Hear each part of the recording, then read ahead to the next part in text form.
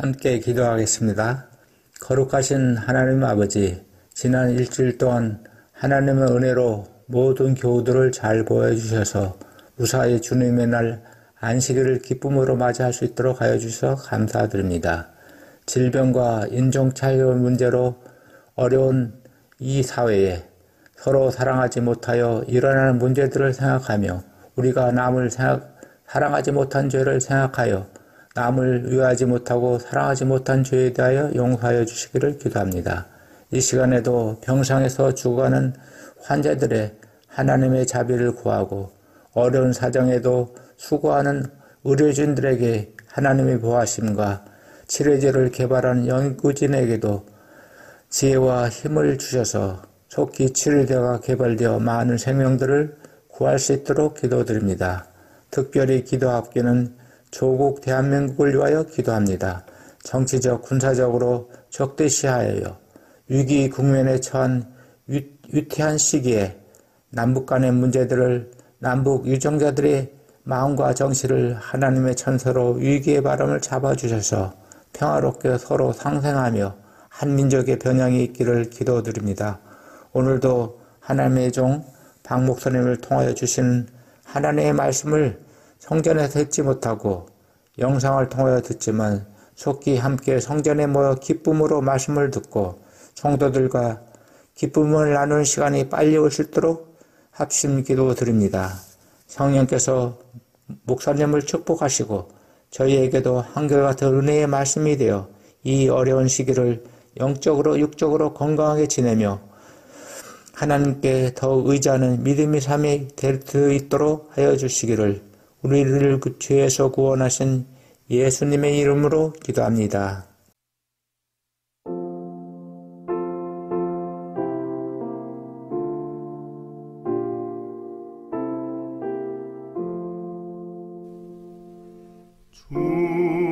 주님이 지신 십자가 우리가 생각할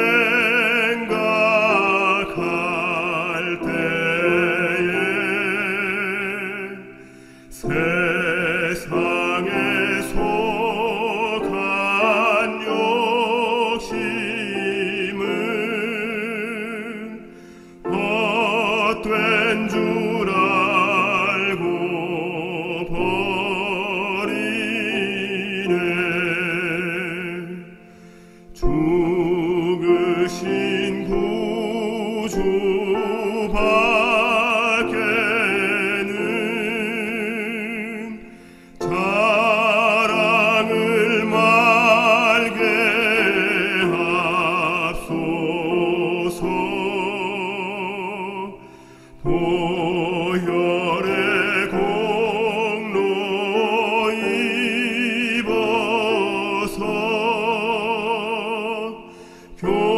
교만한 내 맘 버리네. 온 세상 만물 가져도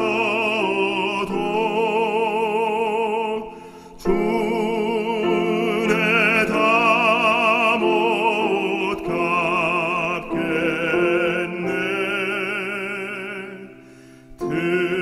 특별한 사랑 받은 나 몸으로 제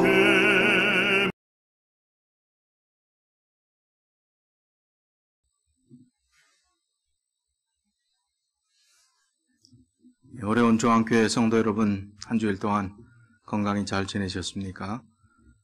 아직도 저희가 교회에 입주하지 못하고 있는 이런 어려운 형편 가운데서 우리 성도님들이 신실하게 믿음의 삶을 유지해 나가시고 또 개인 신앙을 잘 지켜주시고 또 교회를 위해서 염려하시고 기도해 주시는 그러한 연합된 힘이 이 어려운 상황에서도 우리가 교회를 유지하고 또 믿음을 지켜나갈 수 있는 그런 시간들이 이어지는 것 같습니다.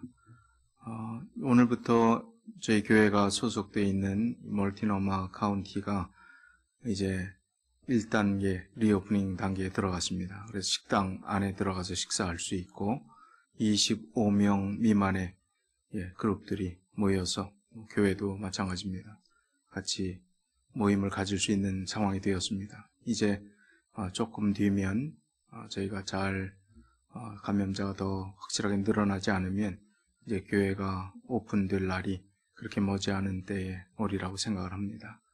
계속해서 기도해 주시고 또 저희가 교회에 들어갈 때 어떤 마음의 자세와 어떤 준비로 교회에 들어가게 될 것인가, 허둥지둥하는 그런 마음이 아니라 잘 준비하고 또 영적인 준비, 또 교회의 모든 우리가 할 수 있는 준비들을 다 갖춘 다음에 정말 편안하고 또 은혜스러운 가운데서 예배드릴 수 있는 그런 준비의 시간으로 이제 마지막 얼마 남지 않은 시간들을 그렇게 보내주시기를 당부를 드리겠습니다. 오늘의 말씀은 누구를 의지할 것인가 라는 제목으로 같이 은혜를 나누겠습니다. 본문의 말씀은 잠언 16장 20절 말씀입니다. 삼가 말씀에 주의하는 자는 좋은 것을 얻나니 여호와를 의지하는 자가 복이 있느니라. 여기 말씀에 주의하는 자가 좋은 것을 얻나니, 그리고 여호와를 의지하는 자가 복을 얻겠다고 했습니다. 오늘 누구를 의지할 것인가? 물론 너무나 쉬운 제목이죠. 하나님 외에 의지할 것이 없다는 사실을 우리가 누구나 잘 알고 있습니다. 그러나 마음에 와닿는 하나님만 의지하는 삶이 정말 이런 어려운 형편 가운데서 우리의 삶에 경험되고 있는지 다시 한번 생각해보는 시간을 가졌으면 좋겠습니다.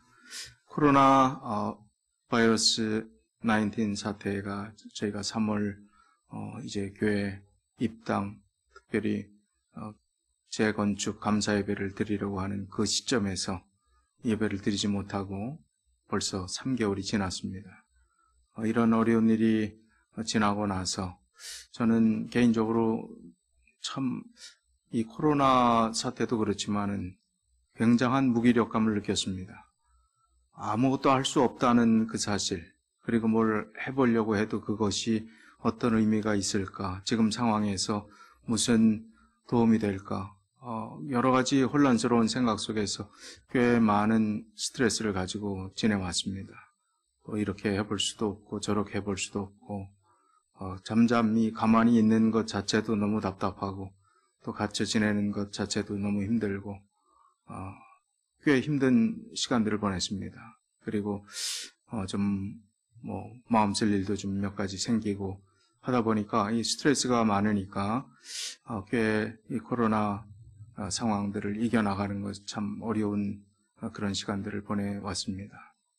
물론 우리 교우님들이 용기 내라고 또 성경에 좋은 말씀 가지고 설교해놓고 본인이 왜 그렇게 스트레스를 받느냐라고 한다면 드릴 말씀이 없지만 인간이 다 연약하고 부족하니까 성경에 나오는 인물들도 엘리야가 갈멜산 이세벨 우상 숭배자들과 겨루어 이긴 그 승리의 뒤에 그가 좌절해서 죽여달라고 할 정도로 힘들었던 오늘날 현대식으로 말하면 우울증에 빠져갖고 헤어나오지 못하는 그런 형편을 보였던 이 엘리야의 모습도 있고 또 성경에 나오는 여러 훌륭한 많은 사람들이 꽤 힘들었던 고비들이 있었던 것 같습니다. 저는 이 코로나 시간들을 지내면서 여러 가지 복합적인 그런 상황으로 꽤 마음의 디프레스를 경험하면서 하나님을 믿고 의지하는 것이 무엇인가, 그 문제에 대해서 좀 생각을 해보았습니다. 그렇게 스트레스를 좀 받다 보니까 그게 누적된 건지 어떤 건지 모르지만 장출혈이 왔습니다. 장에 피가 하혈을 하면서 계속 멎질 않아서 미국 생활하면서 처음으로 얼전 케어라는 곳에를 들어가 봤어요. 병원이라는 것 가보지도 않고 또 건강에 관리하는 데에서 신경조차도 쓰지 않았던 제가 이제 얼전 케어까지 들어갔습니다. 그리고 이제 대장 내시경 검사를 하라고 거기서 이야기를 해서 목요일 날, 며칠 전이죠. 목요일 날 대장 내시경을 하게 되었습니다. 이 와이프는 또 굉장히 걱정을 합니다. 평소에는 소닥 보듯이 하다가 아프다 그러니까 또 걱정이 되는지 뭐 연근을 갈아서 주질 않나, 또 피가 모자르면 안 된다고 해서 과일탕을 만들어 갖고 각종 영양가가 들어간 그런 탕을 만들어 주질 않나. 하여튼 또 뭐 걱정스럽게 옆에서 또 눈물을 흘리는 모습을 보니까 참 잘못될 수도 있겠구나, 그런 생각이 조금 들었습니다. 그러면서 이렇게 어렵고 힘들 때 우리가 가족이라는 관계, 또 사랑하는 사람, 또 교우들, 모든 참 가깝게 따뜻하게 지내는 사람들과 이 땅에서 행복하게 영원히 오래 살면 참 좋겠지만, 이 땅의 한계는 무엇인가 생각해 보면서 그것은 이별이라는 것입니다. 아무리 부부가 궁합이 좋고 뭐 속된 말로, 그리고 부부간에 너무나 행복한 시간들을 보내는 그런 세월을 살아왔다 할지라도 그 세월이 그렇게 오래 가지 않는다는 것입니다. 우리가 같이 함께 할 시간이 그렇게 많이 남아있지 않다는 것입니다. 오랜 세월 동안 그런 가족과의 관계 속에서, 또 자녀와의 관계 속에서, 부부의 관계 속에서 그런 시간들을 오랫동안 보내신 우리 교회 어르신들을 뵈면 참 머리 숙여 존경에 맞지 않습니다. 우리가 말로는 스스로 위로하면서 뭐 나이는 숫자에 불과하다고 그러고, 또 유엔이 정한 나이에 65세 미만은 청년이라고 아무리 우리 스스로 위안을 한다 할지라도 우리의 시간들은 아무리 100세 시대라 할지라도 신속하게 가고 있는 것입니다. 우리의 몸은 쇠약해지고, 또 우리의 기억력은 쇠퇴해가고, 또 우리의 몸도 마음대로 움직여주지 않고, 우리의 마음은 젊지만 우리의 현실은 그렇게 녹록지 않은 그런 어렵고 힘든 삶을 살아가고 있습니다. 그런 힘든 삶을 살아가면서 우리의 삶에 위기감도 느끼고, 두려움도 느끼고, 미래에 대한 불안함도 느끼고, 또 마음의 염려를 가지고 살아가는 것이 이 땅에 살아가는 삶의 모습이 아닌가 생각이 됩니다. 이별이 없다면, 불행이 없다면 이 땅이 천국이 될 수 있을 것입니다. 그러나 이별이 있고 한계가 있고, 또 우리가 원하는 마음의 모든 소원들이 이곳에서 이루어지지 않기 때문에 이것은 우리의 임시 거처일 뿐입니다. 영원한 하늘나라만 우리가 꼭 가야 될 그 장소라는 것입니다. 제가 처음 이제 병원에 가서, 물론 오래전에 한국에서 병원에 가서 정기 검진하고 한 적은 있지만, 미국에 와서 처음으로 이제 대장 내시경을 하기 위해서 병원에 갔더니 환자복을 입히고 누워서 또 링겔 맞고, 환자복을 입고 보니 완전히 정말 중환자처럼 생겼더라고요. 옷을 그렇게 입혀놓으니까 그런 모습이 되고, 그 다음에 이건 뭐 수면 내시경인지 마취를 하는 건지 모르지만 어쨌든 그곳에서 마취 의사가 뭐라고 얘기를 하고 이제 코에 뭘 꽂았든지 뭐 숫자 세어보라는 얘기를 할 줄 알았는데 그런 얘기도 하기 전에 정신을 잃었습니다. 거기 들어가기 전에 별 생각이 다 들더라고요. 뭐 대단한 것도 아니지만 또 많은 분들이 더 큰 어려움 고비들을 다 이기고 또 암투병에서 지금 또 버텨나가시는 분도 계시고 그렇지만, 저는 병원이라는 것을 처음 가봤으니, 그리고 미국에서 또 그런 검사를 처음 해봤으니, 이게 내 의식을 내 스스로 잃어본 적이 없는데 이 의식이 없어진다는 것은 어떤 의미일까? 물론 당연히 깨어날 것이지만 여기서 만약 깨어나지 않는다면 그런 생각을 한번 해보게 되더라고요. 그러면 한국의 통장에 한 돈 100만 원 조금 안 되는 통장이 있는데 그 비밀번호를 와이프한테 알려줘야 되나? 그걸 아예 깜빡했네. 또 제가 정리하지 않고 죽으면 그 뒤처리에 해야 될 것들이 또 비밀번호 이것저것을 다 좀 알려줘야 되는데 이것도 말을 못했네. 저것도 말을 못했네. 이런저런 생각이 들더라고요. 그런데 가만 곰곰이 또 한편에 생각해 보면 정리하고 죽을 사람이 어디 있겠는가. 다 펼쳐놓고 가는 것이 인생의 마지막 모습인 것 같습니다. 왜냐하면 내일 일을 알지 못하고 또 우리가 우리의 연수를 생각해 볼 때, 우리의 삶이 그렇게 오래 남지 않았다 하는 것은 인지할지라도 내일 어떻게 될지 모르는 삶을 살고, 오늘도 여전히 사들이고, 오늘도 여전히 또 우리의 유행과 또 취미와 기호에 따라서 오늘 현실을 만족하기 위해서 그렇게 살아가는 연약한 모습이 인간적인 모습이기 때문에 늘 펼쳐놓은 그 상태에서 정리하고 이제 내일 죽어도 나는 깔끔하게 죽을 수 있다라고 그런 삶을 정리하는 사람은 아마 드물 것이라고 생각합니다. 어차피 뭐 죽고 나면 내가 정리 못할 것, 펼쳐놓고 갈 걸 뭐 아무리 내가 정리한들 그게 정리가 될까 생각을 했더니 뭐 마음이 편해지더라고요. 그냥 단념을 하니까 편해지더라고요. 그래서 검사를 했습니다. 그 검사를 하면서 검사하기 전에 또 생전 해볼 거라고 생각하지도 않았던 코로나19 바이러스 테스트까지 했습니다. 그게 음성이 나와야 그 다음 대장 검사를 할 수 있기 때문에 검사를 이제 코로나 바이러스 테스트를 하루 전에 수요일 날 하고 목요일 날 이제 대장 내시경 검사를 하게 됐습니다. 뭐 지금 소견에는 특별한 뭐 문제는 없다고 하고 일단 용종 하나 그 폴립이라고 그러죠. 그 하나를 떼어서 하나 있는 폴립을 떼서 바이옵시 조직 검사 혹시 암일지 모르니까 바이옵시 결과를 이제 일주일 뒤에 알려주겠다 하고 이제 뭐 잘 마치고 왔습니다.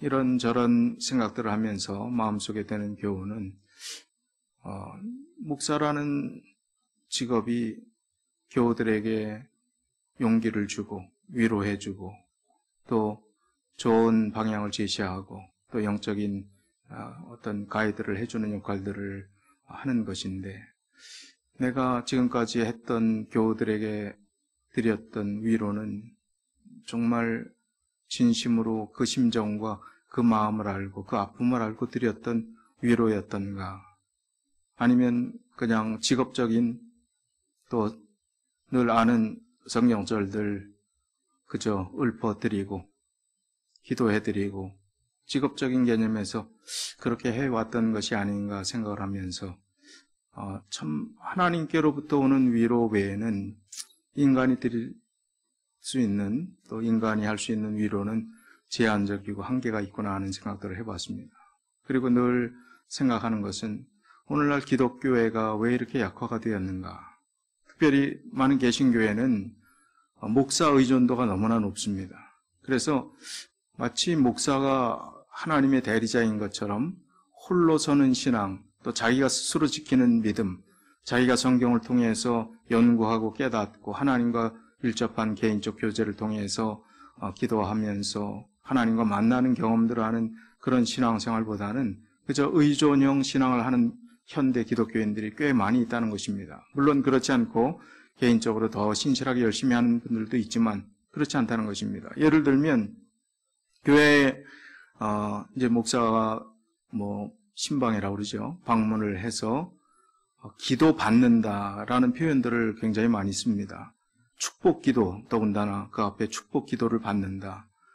이것은 얼마나 비성서적인 이야기일까요? 목사가 축복 기도를 해주는 하나님의 어떤 대리자 역할을 하는 것처럼 그렇게 되니까 목사 자체도 교만해지고 또 마치 자기가 무슨 선지자나 된 것처럼 착각하면서 잘못된 그런 비리의 모습들이 이제 계속해서 축적되는 것을 보게 됩니다. 그리고 잘못된 목회자관을 꼴지는 모습들을 보면서 홀로 스스로 하나님과 만날 수 있도록 길잡이 역할을 하는 것, 어떤 교량의 역할을 하는 그 이상의 역할이 목회자가 더 이상 그렇게 하게 된다면 마치 자기가 축복권이나 가진 것처럼 뭐 축복기도 해드리겠다든지 뭘 해결할 것처럼 그렇게 하는 그것은 잘못된 모습이라고 생각합니다. 그래서 오늘날 우리 교회 안에서도 그런 의존도라고 할 수는 없지만 자기 스스로 홀로 믿음의 삶을 하나님과 정말 진실하게 개척해 나가고 또 믿음 안에서 신실하게 살려고 하는 그런 노력보다는 그저 쉽게 신앙생활을 하려고 하는 그런 경향들이 있다는 것입니다. 우리가 이런 저런 우리의 인생들을 다시 한번 돌이켜보면서 굽이굽이 우리가 살아왔던 시간들을 생각해보면서 위기의 때에 위로해줬던 사람들도 물론 감사하고 고마운 일이지만 도왔던 손길들도 있지만 우리를 그 어려운 위험 가운데서 그리고 가장 힘들었을 때 가장 큰 위로가 되었던 것은 하나님 외에 다른 것이 없었음을 우리가 다시 한번 분명히 깨달을 수 있을 것입니다. 그래서 우리가 아무리 어려운 일을 당한다 할지라도 그래도 하나님 외에 답이 없습니다. 어려운 일을 당하면 당할수록 하나님 외에 붙잡을 것이 없습니다. 그리고 아무리 좋고 기쁜 일이 있다 할지라도 하나님 외에 그 모든 기쁨을 같이 나눌 그런 존재가 없다는 것입니다.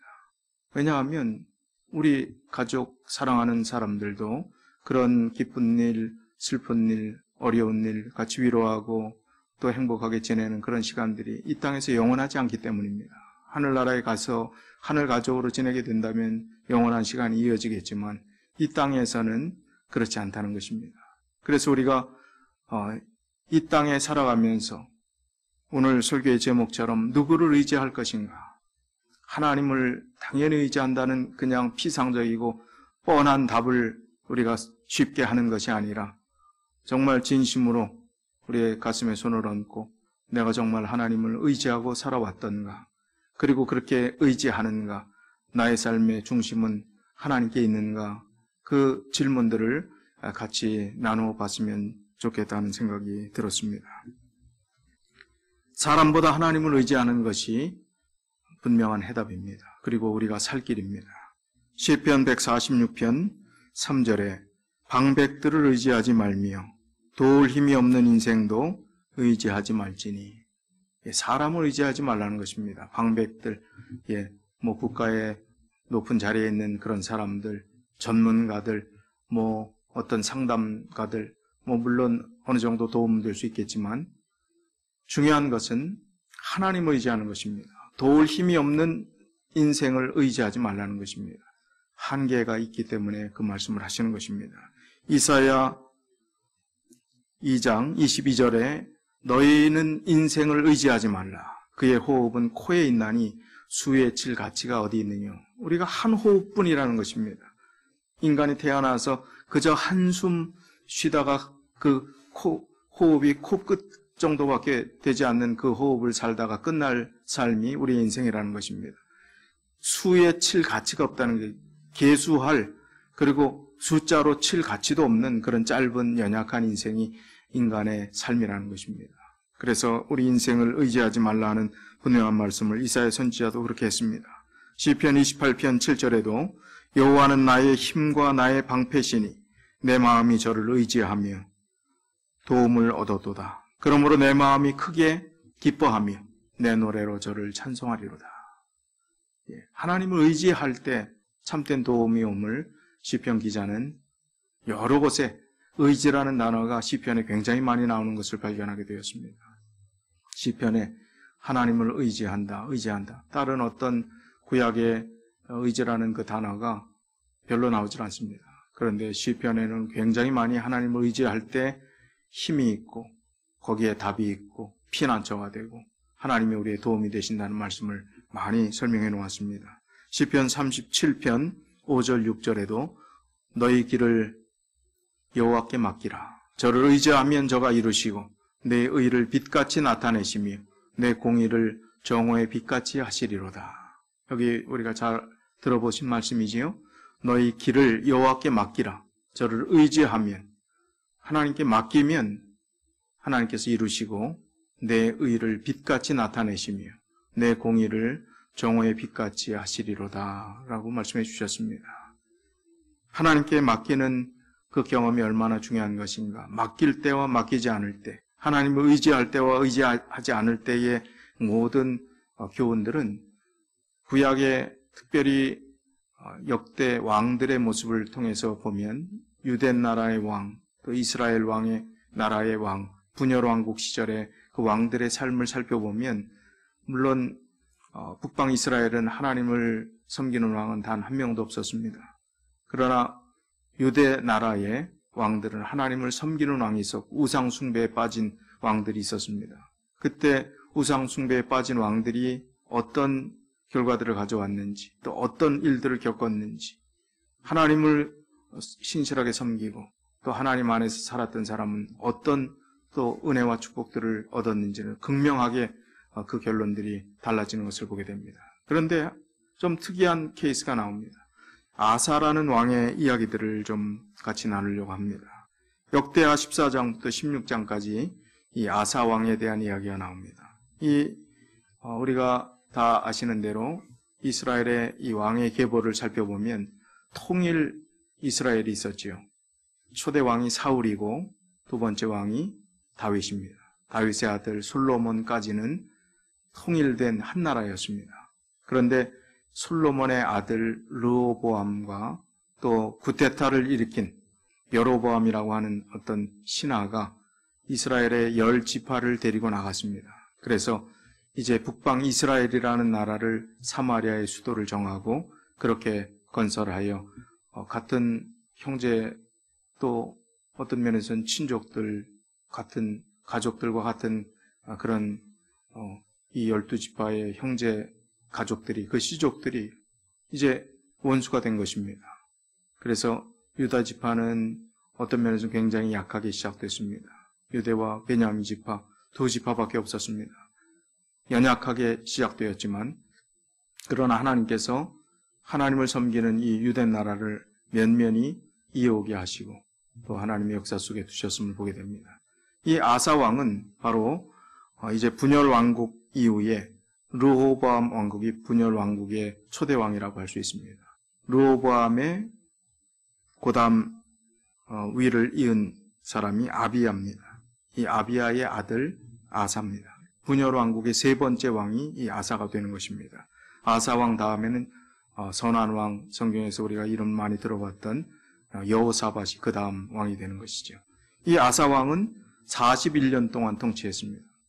이스라엘의 왕들 또 유대 왕들을 다 포함해서 41년 동안 통치했다면 꽤 긴 시간 동안 통치를 한 것입니다. 이 아사 왕이 하나님 편에 섰을 때 거의 35년 가까이 정말 전쟁도 없이 평안한 때를 이루었음을 성경은 또 그렇게 기록하고 있습니다. 그런데 아사 왕이 두 가지를 다 경험한 사람이라는 것입니다. 하나님을 신실히 숨겼을 때 받았던 은혜와 축복을 경험했고 그의 말년의 결론은 하나님을 떠났습니다. 하나님을 의지하지 않았습니다. 그래서 그의 결론은 어떻게 되었는지를 성경은 분명하게 우리에게 교훈해주고 있는 것입니다. 지금은 역대하 14장 10절로 13절에 있는 말씀은 하나님을 철저히 의지했을 때 그가 이제 구레네 사람이라고 하는 그 지역의 전쟁을 위해서 이 유대 나라를 침공하기 위해서 2배나 많은 100만 명이나 되는 그 군사를 이끌고 이제 침공해 왔을 그 무렵에 어려움을 당한 이 아사 왕이 하나님께 드렸던 이야기가 여기 나옵니다. 역대하 14장 10절로 13절에 아사가 마주 나아가서 마레사의 스바다 골짜기에 진치고 그 하나님 여호와께 부르짖어 가로되 여호와여 강한 자와 약한 자 사이에는 주밖에 도와줄 리가 없사오니 우리 하나님 여호와여 우리를 도와주소서. 우리가 주를 의지하오며 주의 이름을 의탁하옵고 이 많은 무리를 치러 왔나이다. 여호와여 주는 우리 하나님이시오니 원컨대 사람으로 주를 이기지 못하게 하옵소서 하였더니 여호와께서 구스 사람을 아사와 유다 사람 앞에서 쳐서 패하게 하시니 구스 사람이 도망하는지라. 여기 보니까 이 아사 왕이 얼마나 신실하게 하나님께 부르짖는지 여기 뭐라고 했어요? 하나님 여호와여, 하나님 외에는 여호와께서 강한 자이시기 때문에 약한 자 사이에는 주님밖에 도와줄 분이 없다. 그렇게 이야기를 하고 하나님 우리를 도와주십시오. 우리가 주님을 의지합니다. 주의 이름을 의탁합니다. 그래서 이 전쟁에 주의 이름으로 나왔습니다. 그러니까 이기게 해주십시오. 신실하게 그렇게 했습니다. 그 다음에 이 아사왕의 삶을 그 뒤에 나타나는 모습을 보면 그 전쟁에서 이겼을 때 하나님의 은혜로 그 전쟁에서 이긴 것을 보았습니다. 이 아사왕에게서 배울 교훈을 몇 가지, 한 6가지 정도로 좀 생각해 보면, 첫 번째는 역대하 14장 2절에 보면 이 아사왕은 선과 정의를 행하는 사람이라 표현하고 있습니다. 하나님 보시기에 선하고 정의를 행하는 사람입니다.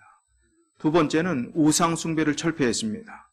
특별히 이방 제단과 산당과 주상과 아세라상과 태양상을 회파하고 또 파괴하고 다 무너뜨리는 그 역할들을 했습니다. 종교 개혁을 한 것입니다. 많은 반대와 어려움이 있었다는 것이죠. 그 전까지 그런 어려운 우상 숭배에 빠졌던 그 편만했던 그런 고질적인 그 문제를 해결했다는 것은 아사왕이 얼마나 신실했던가를 보여주는 것입니다. 이 세 번째 나오는 이야기는 아사왕의 모친 마아가가 아세라상을 만들었습니다. 태우입니다. 엄밀하게 말하면 할머니를 모친이라는 용어로 비슷하게 표현을 해놨는데, 영향력 있는 이 태우가 옛날 그 습관을 못 버리고 이제 아사왕은 종교 개혁을 하고 하나님 편에 서는데 여전히 아세라상을 만들어 갖고 원래 우상 숭배를 하는 것이 발각이 됐습니다. 그때 그 우상을 찢고 빻아서 기드론 시내가에 불사르고 태우를 폐위시켰습니다. 정말 영향력 있는 자기의 은인과 같은 그 태우를 폐위시킨다는 것은 정말 어려운 일입니다. 마치 우리 조선시대 사극을 보는 듯합니다. 이 정도로 그런 희생을 감수하면서까지 백성들에게 하나님 외의 우상 숭배는 잘못된 것임을 보여줬던 것입니다. 그 다음에 네 번째, 역대하 16장 7절에 있는 말씀을 보면 하나님을 의지하지 않는 이 말년의 사건들이 나옵니다. 이제 이 전쟁이 또 눈앞에 있었는데 그 전쟁은 이스라엘과의 전쟁이었습니다. 북방 이스라엘과 전쟁을 할 때 아람 왕을 의지해서 대신 이 이스라엘을 치게 해달라고 이야기를 하면서 약간 편법을 쓰고 또 비겁한 방법으로 그 전쟁을 해서 자기의 이득을 취합니다. 그때부터 이제 그의 말년의 삶은 망가지기 시작하는 것입니다. 하나님을 의지했던 그가 이제 인간의 머리를 쓰고 또 인간의 생각을 하게 된 것입니다. 그래서 하나님을 의지하지 않고 그 당시에 가장 강하다고 생각했던 그 옆에 아람 왕과 동맹을 맺어서 그런 전쟁에서 승리한 것 같지만 결국 그의 영적 싸움에서는 지게 되는 계기가 됩니다. 그리고 그런 잘못된 것을 선견자 하나니가 이야기를 하고 지적을 하니까 아주 화를 냅니다. 분노 조절을 하지 못합니다.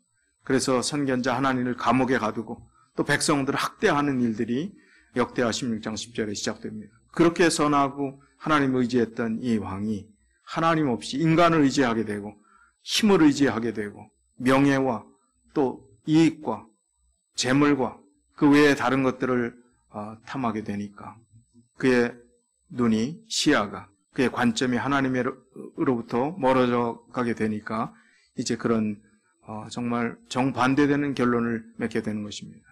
이제 그가 발에 병이 나서 병이 심할 때에 여호와께 구하지 아니하고 의원들에게 구하였다라고 이야기를 합니다. 그게 역대하 16장 12절에 나오는데 그 뒤에 그 병으로 인해서 2년 뒤에 이제 죽게 됩니다. 물론 의원들에게 구하는 것이 잘못된 것은 절대 아니겠지요. 그러나 이 표현은 하나님께 모든 것을 맡기고 했던 사람이 결국은 사람을 의지하고 사람 안에서 하나님께 의지하고 하나님께 구하지 않고 사람 안에서 모든 걸 해결하려고 하는 하나님을 떠난 인생의 비참하고 초라한 결론을 이야기하는 것입니다. 이 아사왕의 경험을 통해서 우리는 절대적으로 하나님을 의지하는 것이 얼마나 우리의 삶에 필요한 것인가를 다시 한번 깨닫게 됩니다. 진심으로 하나님을 의지하는가? 정말로 의지하는가? 내 마음을 다해서 주님 외에는 제가 아무것도 없습니다. 이 땅에서 아무런 존재의 의미가 없습니다. 주님만 맡길 뿐입니다. 주님께 맡길 뿐입니다. 주님만 의지할 뿐입니다 하는 그런 고백이 있어야 되겠다는 것입니다. 영국의 낭만주의 시인인 윌리엄 워즈워스가 쓴 시 중에 이런 내용의 시가 있습니다. 작은 새에 대한 이야기인데요. 황량하고 거친 산속에 살고 있는 작은 새 한 마리가 있었습니다. 그 새가 어느 날 들판에 나갔다가 폭풍을 만났습니다. 그 새는 자기의 둥지로 돌아가기 위해서 아주 필사의 노력들을 했습니다. 그런데 그 작은 새의 날갯짓이 얼마나 되겠습니까? 아무리 자기 둥지 있는 곳을 가려고 해도 점점 이 폭풍을 거슬러 올라가서 다시 자기의 둥지를 찾아갈 수가 없었습니다. 마음에 조바심이 났습니다. 이 작은 새는 그 둥지를 떠나는 것은 마치 죽는 것처럼 생각했기 때문에 길을 쓰고 노력을 했지만 이제 아무것도 할 수 없는 무기력한 자기 자신을 생각하고 이제 포기하고 폭풍과 바람이 부는 대로 폭풍에 자기 몸을 맡기게 됩니다. 이제 폭풍이 꽤 오랜 시간 동안 지나면서 강한 폭풍을 따라 한참 날아가게 됩니다. 드디어 폭풍이 약해졌습니다. 그런데 그 새의 눈앞에 펼쳐지는 광경은 아주 푸른 초장과 멋진 숲풀의 아름다운 산이 나타나는 것이었습니다. 과거에 자기가 살던 거친 숲풀과 산과는 비교도 되지 않는 것이었습니다. 자기가 자기 둥지를 떠나면 죽을 줄 알았는데 모든 것을 맡기고 의지했을 때 더 좋은 결과가 있었던 또 다른 세상이 있었음을 그가 보게 된 것입니다. 이 시인이 주고자 하는 교훈은 무엇이었을까요? 우리가 영적인 교훈을 여기서 취한다면 우리가 정말 근시안적인 눈으로 또 우리의 얼마 안 되는 지능을 가지고 판단하고 계산하는 그 계산 노림수로 이 세상을 약삭빠르게 살아간다 할지라도 하나님 안에서 펼쳐질 영원한 세상, 하나님께서 구원해서 베풀어 주실 그 나라와 또 그 의미가 얼마나 방대하고 얼마나 아름답고 얼마나 우리에게 주는 축복인지를 우리는 감히 비교할 수도 없는데 우리는 이 땅에 마치 우리의 붙잡았던 것을 놓치면 우리의 둥지를 떠나면 큰일 나는 것처럼 늘 그렇게 움켜쥐고 살려고 했던 그런 모습이 우리의 모습이 아니었던가 생각이 됩니다.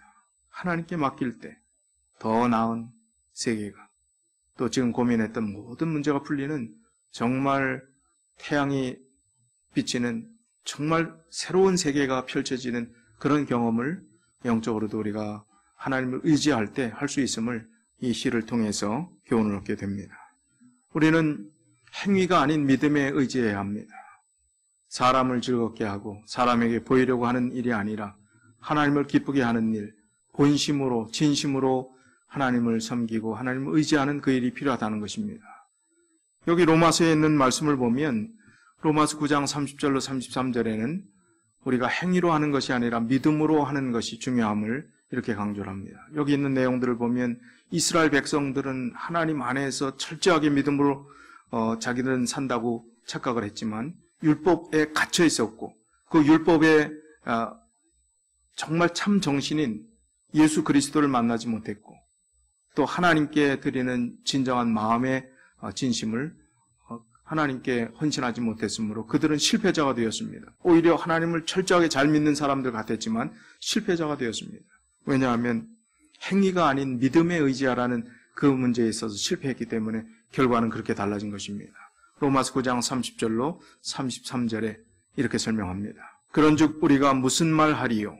의를 좇지 아니한 이방인들이 의를 얻었으니 곧 믿음에서 난 의요 의의 법을 쫓아간 이스라엘은 법에 이르지 못하였으니 어찌 그러하뇨? 이는 저희가 믿음에 의지하지 않고 행위에 의지함이라. 부딪힐 돌에 부딪혔느니라. 기록된 바 보라 내가 부딪히는 돌과 거치는 반석을 시온에 두노니 저를 믿는 자는 부끄러움을 당치 아니하리라 함과 같으니라. 행위가 거치는 돌이 된 것입니다. 이사야 선지자의 말씀을 인용해서 여기 부딪히는 거치는 돌이라 그런 표현을 했는데 바로 믿음으로 정말 하나님이 기뻐하시는 마음의 제사를 드리지 않았기 때문에 그들은 행위로 결국은 하나님께서 기뻐 받으시는 삶의 결론을 좋은 쪽에서 내리지 못했던 것입니다. 사도행적 51쪽에 보면 특별한 환경 하에서 영적인 황홀을 나타낸다고 하여 그것이 그가 그리스도인이라는 결정적인 증거는 아니다. 성결이란 황홀경이 아니다. 그것은 하나님의 뜻에 대한 완전한 복종이요 하나님의 입에서 나오는 모든 말씀으로 사는 것이요 하늘 아버지의 뜻을 행하는 것이요 빛 가운데서처럼 시련과 어둠 중에서도 하나님을 신뢰하는 것이요 보는 대로 행하는 것이 아니라 믿음으로 행하는 것이요 절대적인 확신을 가지고 하나님을 의지하고 그분의 사랑을 신뢰하는 것이다. 어떤 것이 참된 믿음이냐 하는 것입니다. 어떤 것이 그리스도인의 성결이냐 하는 것입니다. 그 물음에 대한 해답이 여기 아주 잘 설명이 되어 있습니다. 신앙의 영적 체험을 정말 꿈속에서도 할 수 있고 마치 계시를 본 것처럼 이야기하는 수많은 그리스도인들이 있습니다. 죽었다 살아난 사람 얘기도 있습니다. 하늘 갔다 왔다는 사람 이야기들도 있습니다. 그러나 중요한 것은 그러한 특별한 영적 황홀경을 경험했다고 그가 그리스도인이라는 증거가 아니라는 것입니다. 성결은 황홀한 것이 아니라는 것입니다. 성결은 다시요, 그것은 하나님의 뜻에 대한 완전한 복종이요, 하나님의 입에서 나오는 모든 말씀으로 사는 것이요, 하늘 아버지의 뜻을 행하는 것이요, 빛 가운데서처럼 시련과 어둠 중에서도 하나님을 신뢰하는 것이요, 보는 대로 행하는 것이 아니라 믿음으로 행하는 것이요, 절대적인 확신을 가지고 하나님을 의지하고 그분의 사랑을 신뢰하는 것, 이것이 그리스도인이라는 증거가 되는 것입니다. 그래서 우리가 하나님을 의지해야 될 이유가 분명한 것입니다. 하나님을 의지해야 되는데 자꾸 사람들을 의지하고 다른 것에 의지하는 오늘날의 개신교에 대한 언급을 제가 서두에도 말씀드렸다시피 우리가 정말 하나님을 개인적으로 만나고 내가 성경 연구를 통해서 다른 어떤 도구들을 통해서 다른 어떤 개신교 목사들의 설교를 들음으로 그냥 참 은혜 받았다 하고 끝나는 그것이 아니라 정말 성경을 깊이 연구하고 혼자 홀로 내가 어떤 어려움이 있어도 믿음 안에서 홀로서기를 할 수 있는 그 믿음을 우리가 정말 지금부터 잘 준비를 해 나가야 되는 것입니다. 기도하는 하나님과의 바른 교통과 관계도 너무나 중요한 요긴한 것입니다. 믿음의 홀로서기, 그것이 굉장히 중요한데요. 교회 증언 7권 19쪽 20쪽에 있는 말씀을 보면 여기 이렇게 말씀하고 있습니다. 신자들에게 줄 수 있는 최대의 도움은 곧 저들에게 하나님을 위하여 일하라고 가르치는 것이요, 목사들을 의존하지 말고 하나님을 의지하도록 가르치는 것이다. 저들로 그리스도께서 일하신 것처럼 일하기를 배우게 하라. 저들로 그리스도의 일꾼의 군대에 참여하여 그를 위하여 신실한 봉사를 하게 하라. 바로 하나님을 의지하도록 가르치는 역할들이 교회에서 해야 될 모든 신자들에게 교육해야 될 과정이라는 것입니다. 내가 스스로 하나님을 찾고 연구하고 만나는 그 경험이 우리를 끝까지 혼란한 세상 속에서, 위협이 도사리는 세상 속에서, 그리고 오류가 판치는 세상 속에서 끝까지 우리의 믿음을 지켜줄 수 있는 유일한 무기가 될 수 있음을 우리는 분명히 명심해야 할 것입니다. 고린도서 13장 5절에도 우리가 잘 아시는 말씀이지요. 너희가 믿음에 있는가 너희 자신을 시험하고 너희 자신을 확증하라. 예수 그리스도께서 너희 안에 계신 줄을 너희가 스스로 알지 못하느냐? 그렇지 않으면 너희가 버리운 자니라. 믿음을 테스트해 보라는 것입니다. 하나님을 내가 전적으로 의지하고 살아가고 있는가? 우리가 믿는 믿음이 그냥 의존적 믿음인가? 목사의 기도나 받고 하는 오늘날 개신교의 그런 형태의 믿음인가? 축복이 아니면 기독교 신앙도 의미가 없다고 생각하는, 말은 아니지만 실제 내면의 마음속에 축복이 안 오면, 어려움이 있으면 내팽개치고 싶은 것이 기독교 신앙인가? 본질적인 문제에 있어서 그런 연약한 차원의 신앙은 정말 우리를 끝까지 살아남지 못하게 하는 것입니다. 그래서 믿음을 자신이 스스로 시험하고 너희 자신을 믿음에 있는가 확증하라고 했습니다. 마지막 부분에 있는 말씀이 중요합니다. 그렇지 않으면 너희가 버리운 자니라 했습니다. 그래서 어떤 면에서 이 교회가 정말 많은 사람들이 와서 연약한 사람, 믿음이 부족한 사람, 또 어떤 면에서는 우리가 쉽게 이해하기 어려운 성향을 가지고 성격을 가지고 그런 사람들 다 있다 할지라도 결국은 남은 자, 남을 자들이 있는 것이 교회입니다. 하늘에 갈 자, 버림을 당할 자, 둘로 나눠질 수밖에 없다는 것입니다. 우리가 판단할 수 없습니다. 가라지가 있다 할지라도 지금 뽑지 말라고 했던 그 교훈을 우리가 잘 알고 있습니다. 그래서 네가 가라지다, 네가 잘못됐다 하고 뽑아내려고 하는 시도들을 하지 말아야 합니다. 정죄하고 판단하고 심판하는 일들을 거두어야 합니다. 그러나 중요한 것은 우리 자신이 스스로 믿음 안에 있는가 확증하지 않으면 결국은 버리운 자가 될 것이라는 사실을 명심하고 믿음 안에 분명하게 서는 것이 영원한 생명의 그 가치를 붙잡는 유일한 길임을 우리가 기억해야 할 것입니다. 선지자와 왕 174쪽, 175쪽에 낙담은 가장 영웅적인 믿음도 흔들 수 있고 가장 확고한 의지도 약하게 할 수 있다. 그러나 하나님께서는 그 모든 것을 이해하시고 여전히 동정하시고 사랑하신다. 연약할 수 있다는 것입니다. 실패할 수 있다는 것입니다. 낙담할 수 있다는 것입니다. 우리가 어떤 면에서는 우울한 시간의 과정들을 보낼 수 있다는 것입니다. 그러나 하나님께서는 그 모든 것을 이해하시고 여전히 동정하고 사랑하신다는 것을 우리가 포기하지 말아야 합니다. 하나님께서는 동기와 마음의 의도를 혼이하신다. 모든 것이 어둡게 보일 때에 끈기 있게 기다리고 의지하는 것이 하나님의 사업을 지도하는 자들이 배워야 할 교훈이다. 하늘은 역경의 날에 그들을 버리지 않을 것이다.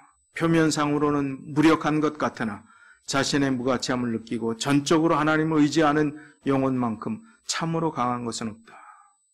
모든 것이 어둡게 보이고 힘들게 보이는 이 코로나 사태를 맞이해서 우울하고 힘든 시간들을 보내는 우리 많은 성도님들, 참 이게 도대체 우리 인생에 맞이할 수 없는 이런 불행을 우리가 같이 겪을 수밖에 없고 이 어려움들을 같이 극복해 나갈 수밖에 없는데 이런 어둡게 보이는 이 상황들을 끈기 있게 기다리고 의지하는 것이 우리가 배워야 할 교훈이라는 것입니다. 하나님은 역경의 날에 우리를 버리지 않는다고 했습니다. 겉으로 볼 때는 무력한 것 같으나 우리가 스스로 무가치함을 느끼고 전적으로 하나님을 의지하는 그러한 믿음을 가진 영혼들은 정말 강한 믿음을 가진 것으로 하나님께서 그렇게 인정하시고 우리를 받아주신다는 것입니다. 허드슨 테일러는 중국의 선교사로 유명합니다. 중국을 복음화했던 가장 큰 역할을 했던 장본이라고 할 수 있습니다. 중국의 이 허드슨 테일러가 선교하는 일에 항상 좋은 일만 있지는 않겠지요. 또 재정도 항상 부족한 가운데서 어렵고 힘든 시간들을 보냈으리라고 생각합니다. 낙담하고 어려움에 봉착했습니다. 정말 선교비도 없고 협력자도 별로 없으면서 도와주는 사람이 없고 오히려 핍박과 어려움만 있습니다. 낯선 그곳에서 그가 중국 사람식으로 하려고 변발도 하고 중국식의 헤어스타일도 하고 중국 옷도 입고 꽤 노력하고 최선을 다했지만 도움이 없이 낙담이 될 때가 있었습니다. 얼마나 정신적 부담이 컸는지 밤잠을 설치고 마침내 신경쇠약에 걸릴 정도로 심해졌습니다. 그러던 어느 날 성경 요한복음 15장을 읽어 내려가다가 5절에 그의 마음에 감동이 아주 어떤 면에서는 깨달음이 왔습니다. 그 말씀은 나는 포도나무요 너희는 가지니 하는 너무나 잘 아는 말씀입니다. 허드슨 테일러도 늘 알고 암송하던 말씀이었습니다. 그러나 그가 낙담했을 때 그 말씀이 얼마나 은혜로 다가왔는지, 얼마나 힘으로 다가왔는지, 얼마나 큰 깨달음으로 다가왔는지 이 말씀을 듣고 나서 갑자기 태양빛이 비추는 것처럼 그 마음이 환하게 밝아지기 시작했다고 했습니다. 주님이 포도나무시고 나는 가지인데 내가 걱정할 것이 무엇이란 말인가? 주님께서 수분과 양분을 공급해 주시는 나무인데 가지인 나는 그것을 받아들이기만 하면 되는데 가지인 내가 수분과 양분을 공급하려고 애쓰고 있다니 어리석었구나. 그런 깨달음을 가졌습니다. 그리고 기도했습니다. 주님, 이 시간부터 염려와 근심을 주님께 맡기겠사오니 주님 책임져 주시옵소서. 이렇게 꿇어 엎드려 기도드리고 하나님께 자기 어리석음을 시인하고 회개하며 모든 문제를 주님께 맡기게 되었을 때 평안이 파도처럼 밀려왔다고 했습니다. 그 후부터 기도하는 것마다 응답받고 중국의 위대한 선교를 그의 생애가 정말 중국 아니면 그의 삶을 이야기할 수 없을 정도로 중국 선교에 지대한 영향을 끼치며 많은 영혼을 그리스도 앞에 인도하게 되었던 것입니다.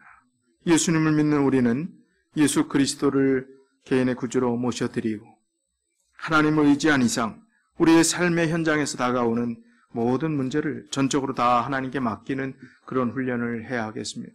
물론 어려울 때가 있습니다.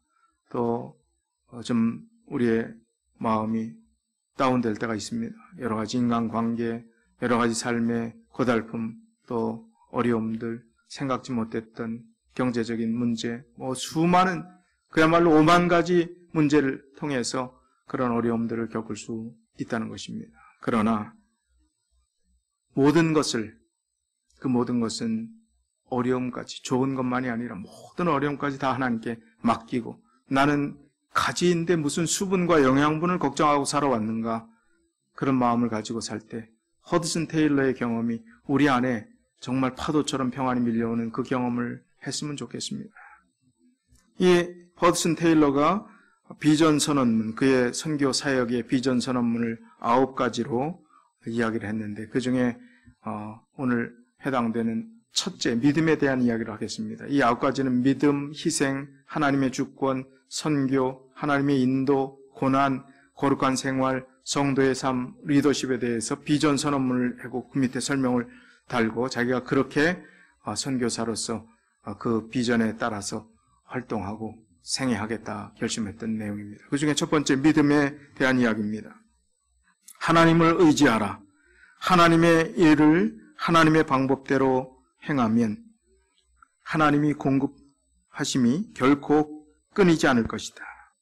우리에게는 하나님에 대한 큰 믿음이 아닌 커다란 믿음이 필요하다. 하나님을 향한 우리의 믿음이 실패하지 않으면 하나님의 도우심은 실패하지 않는다. 믿음은 하나님을 향한 쪽과 인간을 향한 쪽으로 양면성을 가진다. 즉 신실하신 하나님을 완전하게 인정하는 것과 하나님이 자신의 말씀을 이룰 것을 신뢰하는 것이다. 여기 믿음에 대해서 그렇게 이야기했습니다. 하나님을 의지하라는 얘기입니다. 한마디로 하나님 의지하면 하나님께서 해결해 주실 것이고, 의지하지 않으면 실패할 것이다 하는 그 말씀이 되는 것입니다. 성지순례를 가보신 분들은 아마 사해 바다, 죽은 바다라고 이야기하는, 데드시라고 이야기하는 그 바다를 관광 코스로 가보셨을 것입니다. 이곳은 성경에 소돔과 고모라가 멸망하면서 롯의 아내가 소금 기둥이 돼서 이 바다가 생겼다, 그런 이야기를 하는데, 이 사해 바다는 염도가 너무 강해서 사람이 여기 들어가면 저렇게 떠서 들어갈 수 있다는 것입니다. 그런데 가이드가 반드시 주의사항을 주는 게 있답니다. 물에 들어갈 때 지켜야 될 안전수칙이라고 합니다. 절대로 헤엄쳐서는 안 된다는 것입니다. 부력이 높아서 가만히 누우면 몸이 저절로 뜨는 안전한 물이지만, 물에 빠질까봐 걱정해서 호우적거리면 몸의 균형을 잃고 바닷물이 눈에 들어가게 되는데, 사해 이 물은 다량의 이 광물질을 함유하고 있어서 눈에 들어가면 몹시 따갑고 꽤 아프다고 합니다. 또 다른 사람에게까지 물이 튀면 어려움을 주기 때문에 이 가이드는 정말 모든 것을 맡기고 편안하게 물에 모든 것을 맡기고 들어갈 때 저렇게 편안한 시간들을 보낼 수 있다고 이야기를 합니다. 아무리 쉬워 보이는 것이라도 반드시 지켜야 될 법칙이 있다는 것입니다. 인생에도 안전을 위한 유일한 법칙이 있는데, 만물의 창조주이시자 유일한 구원자이신 하나님께 우리 자신을 온전히 맡기는 것입니다. 우리 스스로 허우적거리지 말라는 것입니다. 하나님께 맡기라는 것입니다. 아무리 힘들고 어려워도 하나님께 맡기라는 것입니다. 아무리 힘들고 어려우면 여러분이 해결하시겠습니까? 해결한다고 해결되시겠습니까? 지금 이 코로나 상황 가운데서 여러분의 비즈니스, 지금 밀린 렌트비, 또 적자, 이 모든 것들이 여러분 노력한다고 해결되시겠습니까? 하나님이 기도한다면 해결해 주시나 돈이 하늘에서 떨어지나 이렇게 얘기하시는 분이 있을지 모르겠습니다. 그러나 하나님께 맡기는 것 외에는 답이 없습니다. 하나님께 맡길 때 하나님이 어떻게 인도해 주시고 어떤 방법으로 해결해 주시는지 우리는 정말 기대감을 가지고 설레는 마음을 가지고 정말 흥미롭게 하나님께서 해결하시는 일들을 관찰해보는 그 일들이 우리의 몫이라고 생각합니다. 하나님께서는 하나님의 백성들을 그냥 놔두시지 않습니다. 반드시 하나님께서 해결할 길들을 보여주시라고 저는 믿습니다. 이제 우리의 믿음을 다시 한번 점검해 보면서 시편 52편 8절에 있는 말씀의 자세가 우리의 삶의 중심이 되었으면 좋겠습니다.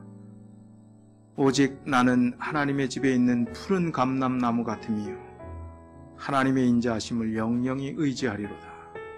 하나님의 인자하심을 영영히 의지하는 그 삶을 살아가는 그 삶의 푸르름을 이렇게 표현했지 않습니까? 하나님의 집에 있는 푸른 감람나무같이 하나님의 인자하심 영영 의지하고 살겠다.